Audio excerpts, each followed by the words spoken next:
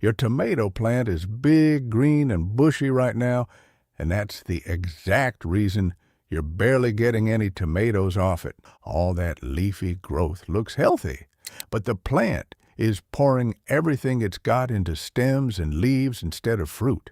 My granddaddy fixed this with a clean pair of shears and 5 minutes of work, and it can double what one plant hands you before the season's done. So today, I'm going to show you the exact cuts he made, and the one mistake that ruins more tomato plants than any bug ever will.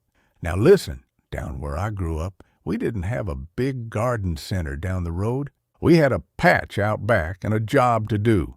Feed the family. My granddaddy taught me how to make a tomato plant work for its keep, and that's exactly what I'm about to hand you. Most folks plant their tomatoes, give them water, and leave them be. The plant shoots up tall and full, the leaves get thick and green, and it all looks like it's going just fine. Then summer rolls in, and they're standing there staring at a giant green bush with a sad little handful of tomatoes buried somewhere inside it. So what went wrong? A tomato plant doesn't know you're after fruit. Left alone, it'll keep throwing out new leaves and side branches without end, because growing is the only thing it's trying to do.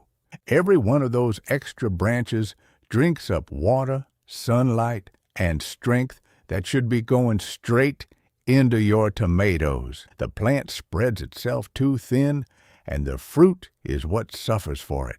And the trouble doesn't stop there. Those low leaves sitting right down near the dirt are the weak spot of the whole plant. Every time it rains or you water, soil splashes up onto them, and that soil carries the fungus that turns leaves brown and creeps its way up.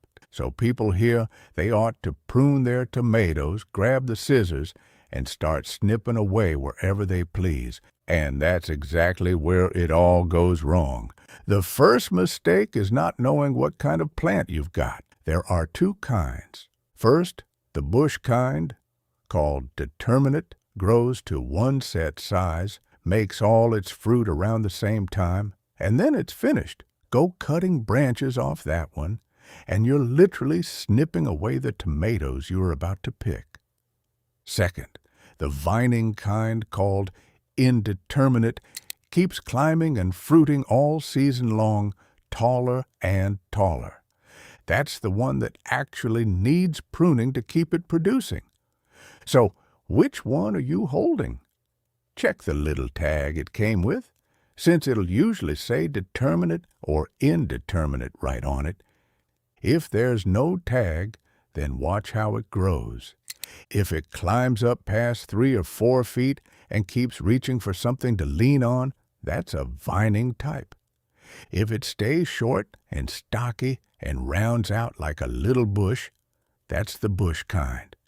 So once you know you've got a vining plant, you're ready for the cuts that actually matter, and it all starts with one little troublemaker hiding on the stem that most folks walk right past.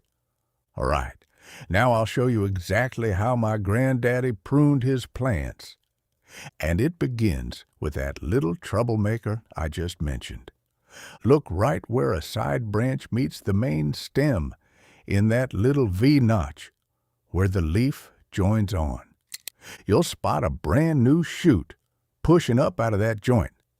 That little shoot is called a sucker, and left alone it grows into a whole second branch with its own leaves and side shoots, all of it pulling strength away from your fruit. So once you've found one, take it off. While a sucker's still small, finger length or less, just pinch it between your thumb and finger and snap it sideways. It pops right off. If it's grown bigger and woody on you, use clean shears instead of tearing at it. Now there's one sucker you leave alone, and most folks pull it off by mistake. The shoot just below that first cluster of flowers, leave that one be. Let it grow into a second main stem for a strong second fruiting arm. Everything else comes off, but that one stays. After that, clear out the bottom. Strip the leaves and suckers off the lowest few inches, closest to the soil, and leave that stem bare. This is your main defense against disease. No low leaves means no splashed-up dirt, so the fungus behind early blight and leaf spot has nowhere to grab hold. Now comes the second mistake, and this one can ruin the whole patch. Because it's not just what you cut, it's also when you cut it. Only prune in the morning while the plant is bone dry, and only on a dry day. Cut into a wet plant, and you'll carry disease across the patch on your hands and blades. So keep those shears clean and sharp, and wipe the blade between plants. A clean cut on a dry morning heals fast, and before you toss those suckers, hold on. Drop a few in a jar of water on the windowsill, and in 2 weeks they'll grow their own roots. Free tomato plants from the trimmings you'd have thrown away. My granddaddy never once bought seedlings. He just grew next year's plants from this year's clippings. But what does all that snipping actually get you? With the suckers gone, the plant quits feeding a dozen branches and pours that strength straight into the fruit it's already carrying. The tomatoes come in bigger, they ripen quicker, and with the bottom cleared out and air moving through, the disease that used to creep up your plants has a much harder time taking hold.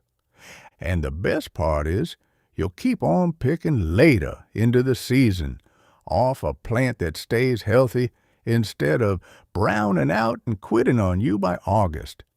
But there's one last cut that beats all the rest, and you save it for the very end of the season. About 3 to 4 weeks before your first frost, cut the very top off each tall vining plant, snipping that main growing tip clean off. The old-timers called it topping. Late in the season, new flowers won't ripen before the cold, so that growth is wasted. Top the plant, and it dumps all that strength into the green tomatoes already on the vine.